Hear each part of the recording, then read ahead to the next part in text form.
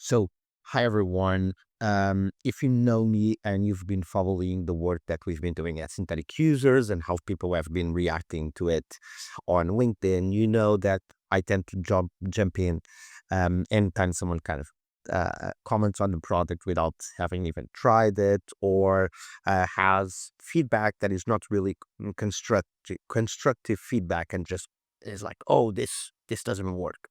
So this week I came across this post from Jobs to be done consultants, kind of calling us fake. So his argument was that we're not synthetic data, we're fake data. There's a distinction between synthetic and fake.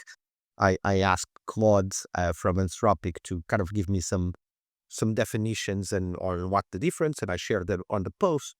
But what I challenge this person to do is, hey, let's pit our products head to head and let's figure out where one might deliver, the other might not. So this kind of situation, because I think it's the most helpful one to help everyone understand what synthetic users can do, what they can't, all of that.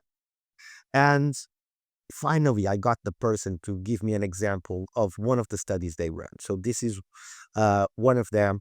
And he said, one of our example, typical projects, we look for following data associated with finding a new care solution for an elderly loved one with the kind of stuff that jobs to be done frames, the different aspects of the jobs, functional, emotional, social, the trigger events, and then the four forces that kind of manage this. And the interview profiles are here. He then asks for some specific results since we are not exclusively focused on jobs to be done. It's going to be a little bit more challenging, but I would like to take this opportunity to kind of try to replicate this kind of study with our own platform, and that's what I'm about to do. So I'm going to open here a new tab and launch our product. And I'm going to take the opportunity also to demo a recent product that we launched. It's called PRISMA. It's this one here at the top. While before you had to create individual studies and iterate on them, if after you run one, you decide to run another one, or if you want to run different stakeholders for a particular problem, you had to do it all by hand. Now we can use PRISMA to do that. So PRISMA still takes the simple two types of input. So essentially, who do you want to learn about and what do you want to learn about? So what we call audience and research goal. And I'm going to use the what I got from Eckhart to do exactly that. So I'm going to put this here. I'm going to take this part and I'm going to use it here on the research goal. Then I'm going to take here the description of the audience. And let me see if there's anything else that might be related. Okay, I'm going to try using this also on the research goal. I'm going to put this as expected outputs. I'm going to paste this here. So how it works is I now just need to click generate, and our system is now trying to understand what should be the groups to be interviewed, and what should be the goals of those studies to bring the maximum clarity possible to this high level audience and high level research goal. We're going to be generating two types of audiences, but let me guide you in a bit. So this is what we gave as an input. This is the interpretation that our system made about my input and his suggestions. So he suggested a mix of adjacent and subsegmented audiences. The main audience is this one.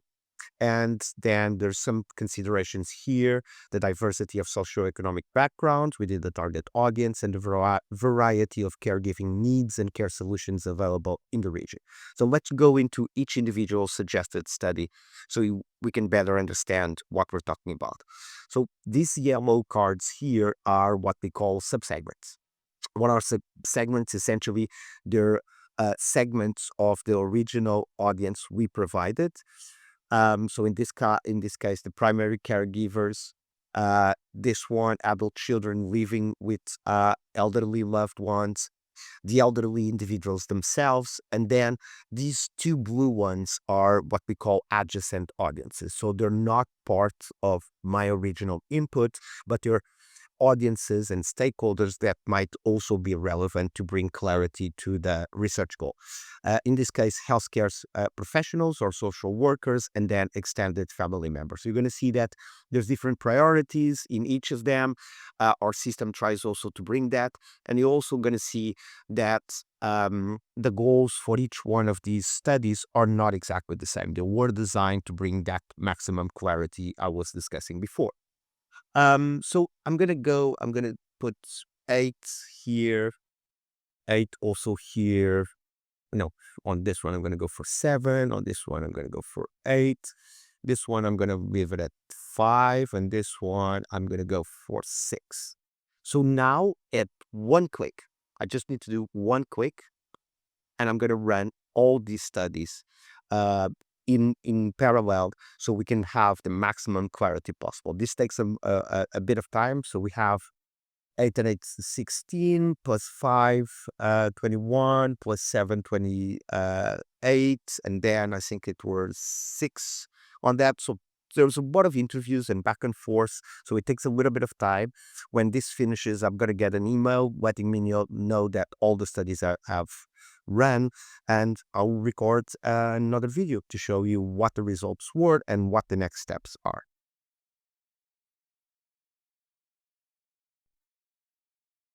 And we're back. So this segment is just to show you that when we finish running these studies, there are studies in the conventional sense of people who already know how studies are in synthetic users. There are dynamic interviews. They have an audience and a research goal. This one is the primary caregivers.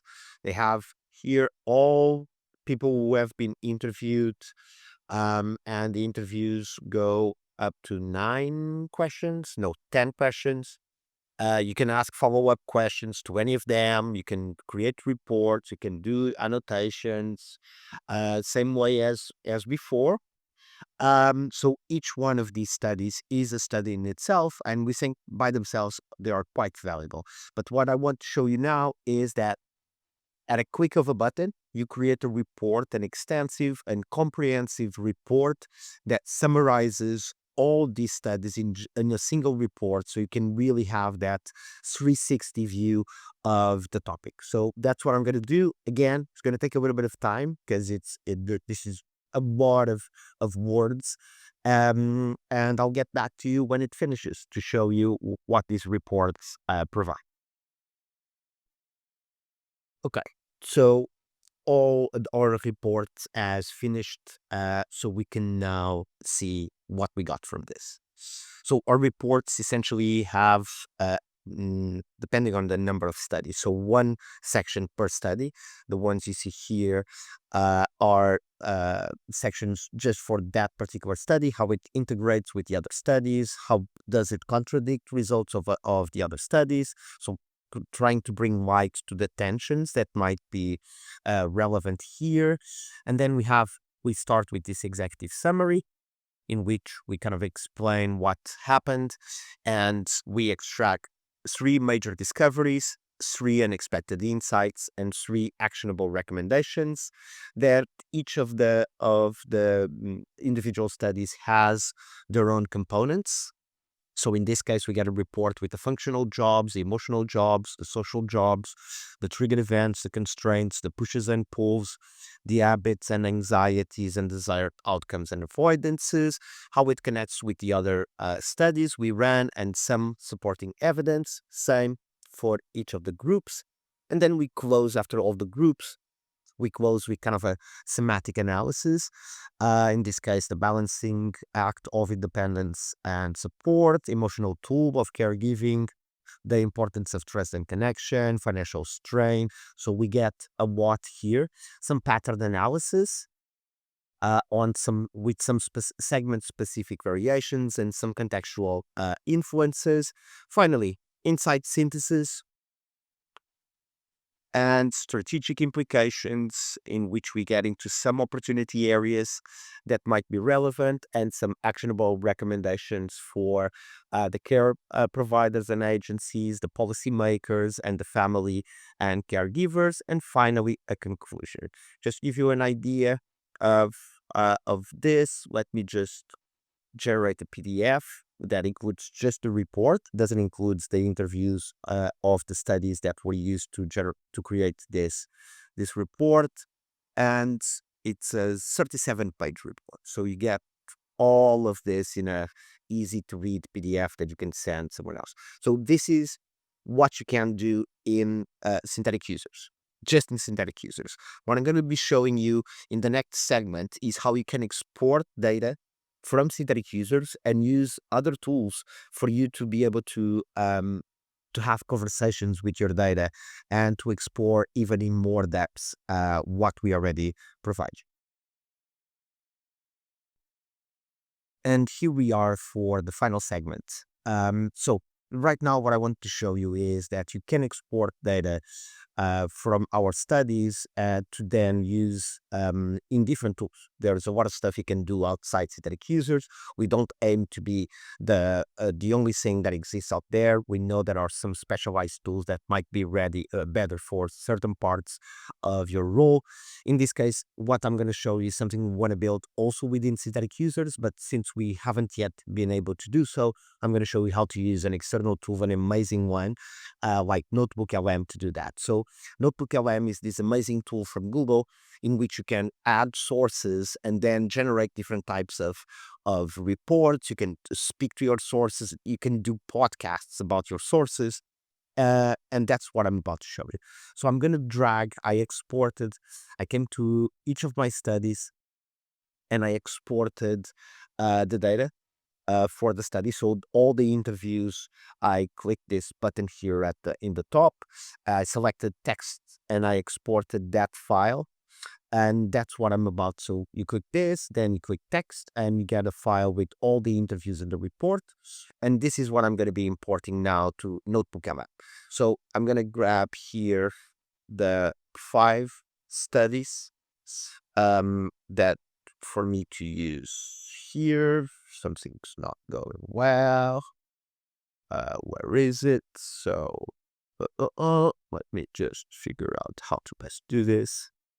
Let's try it both ways. The mouse. Okay. So I have these 5 sources here. They're loading right now. And after they finish loading, so we already know, Google already inferred what these are. So we saw the extended family perspective, so we didn't update this. So this is kind of the first one. Now we can do a lot of different stuff. So the first one I'm going to be doing is generating a podcast. This takes a lot of time. I'll then share the link for the podcast together with all of the interviews and everything you need to check by yourself the results you get from our product. But this one takes a little bit of time. So I'm going to do this. I want to understand what are the jobs to be done that can be inferred from these 5 studies in terms of how people decide on care for elderly loved ones.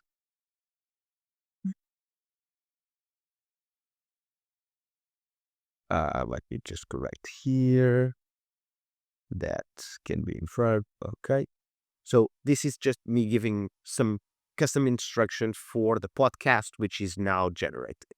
I'm going to give you a little bit of an example of how this was. So I just created a briefing document. And what's happening now is that Google NotebookLM is taking all my interviews and generating a briefing document from those interviews.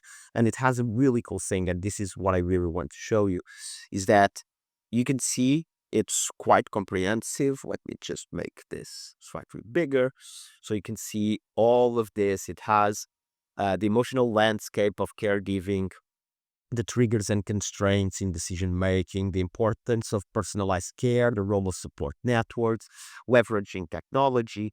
But then I can do more like this. What are the main emotions felt by caregivers.